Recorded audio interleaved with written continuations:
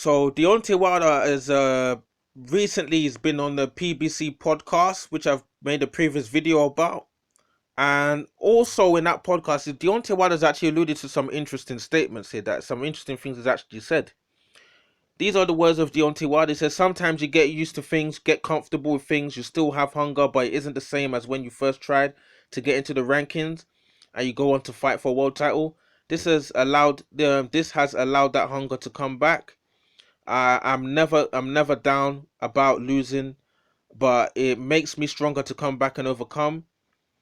He also says here he plans to seek more advice from legendary heavyweight George Foreman. It was good talking to George. Wilder said we talked about things from his career, good and bad, different tricks of the trade, certain things he saw in my fight. He wants to show me some methods to strengthen certain parts of my body. I'll go out to see George face to face and spend time with him, and those are the words of Deontay Wilder. So these are quite interesting statements from Deontay Wilder. And a lot of people are always talking about, Deontay Wilder just says random stuff, but actually think that Deontay Wilder says a lot of stuff that makes a lot of sense. So because a lot of people are mistaking Deontay Wilder off the camera and out of the ring for Deontay Wilder in the ring. It's two totally different personas, and everyone has their way they go about their business. Some people can be the same guy out the ring and in the ring. Some people need to, in order to psych themselves up, to really get up and really knock guys down, to take on another man. They need to have a different persona in the ring, and then when they're out of the ring and they're with their family, then they can be more themselves. And I actually think that those are one of the two of the characteristics of Deontay Wilder. He's got two different personas in the ring and out of the ring, and a lot of people mistake these two and think that Deontay Wilder doesn't know what he's talking about. I actually think he knows what he's talking about, in my opinion, in some cases. But Deontay Wilder, obviously, here, he said that you still have to be hungry, but it isn't the same as when you first tried to get into the rankings. And that's quite interesting, because is Deontay Wilder have a problem in terms of this? Does he not? Maybe is he alluding to, maybe he doesn't have the hunger as he had maybe at the beginning of his career. But to be honest, it's not even just like Deontay Wilder. That can be like people can experience that in different walks of different sports, different things. People might even be jumping to football at the beginning. They want to make it, and then when they've really made it in football, that's obviously USA soccer, which is popular in the UK. A lot of them kind of drop off. You start seeing people who were top prospects when they're youngsters. All of a sudden, nobody hears about them no more. You get money, you get all the things you really wanted. Especially in boxing, that's a dangerous sport. You want as much money as possible. When you get the money, some people kind of drop off and don't have that buzz as much as they did.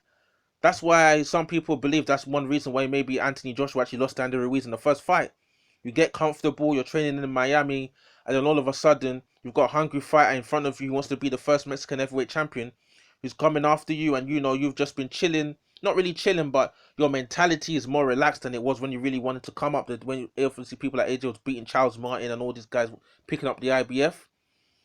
And when you kind of a bit lackluster a little bit, you can get caught napping by someone who wants to be the champ, just like Joshua found out, but ended up luckily beating Andy Ruiz in the rematch. And maybe this is something that Deontay Wilder is actually dealing with himself. When you've made a lot of money, you've knocked guys out left, right, and center, you don't have that same buzz sometimes. But obviously, I can't speak for Wilder, but it's interesting that he's alluding to, you know, talking about sometimes you get comfortable with things and you still have hunger, but it isn't the same as when you first tried to get into the rankings and stuff. And he also said here this has allowed that hunger to come back. So that's quite interesting. Very similar to AJ losing his titles, which triggers that buzz back in the system of wanting to win titles again. Just like AJ losing to Ruiz really changed his mentality of, give these fighters a lot of perspective, thinking like you can get beat by certain people and you want to get back on that pedestal as the champion. And maybe this might be the wake up call that Deontay Wilder actually needs in order to potentially become an undisputed champion. Because when you taste that loss and you see all the fans coming out, especially Tyson Fury fans criticizing him, talking about he was a bum and he wasn't any good, those things can really give you that bump, that give you that buzz and that oomph to be like, no, how can these fans be making memes about me saying I can't fight and all this kind of stuff? I'm gonna come back and become the champ. well, you wouldn't previously have that mentality if you were still the champion. Maybe sometime that could actually lead you to do better things in terms of your boxing. And that also leads on to Deontay Wilder talking about seeking more advice on George Foreman. If Deontay Wilder had knocked out Tyson Fury, would he have brought George Foreman into his camp? Would that even be a thing? It probably wouldn't be. So that might be something that might be good for Deontay Wilder, being able to bring, you know, a big voice in his camp in terms of George Foreman. Deontay said here, he spoke to Deontay Wilder about, things from his career, good and bad. He said he spoke to different tricks of the trade, and he spoke to George Foreman about certain things he saw in his fight. Deontay Wilder, he's got, obviously he kept Mark Brilliant in his team. The more experienced voices he can get, especially George Foreman, who's a previous heavyweight, who had power himself, it's the better for Deontay Wilder. George Foreman, who even lost to Ali himself, came back, knocked out Michael Moore in devastating fashion to get the titles, pick up some titles. Those are the kind of advice. This is someone that Deontay Wilder can be a mentee for. That Foreman can be Wilder's mentor. Can give him advice on how to come back from losses. Because Foreman has becoming champion at age 45. This is someone you want to listen to. And George Foreman, I think I saw somewhere that he might join Wilder's strengthening, because Wilder's talking about, might show him some methods to strengthen certain parts of his body. Maybe George Foreman might help him strengthen his legs. Maybe you might take him. He said you might get some weights, strengthen your legs, because Wilder was talking about his legs felt weak. George Foreman probably telling him you need to work on your leg strength, bro. So that might be a thing George Foreman might look into. And Deontay Wilder, obviously, all this social distancing thing, you can't go see nobody at this point.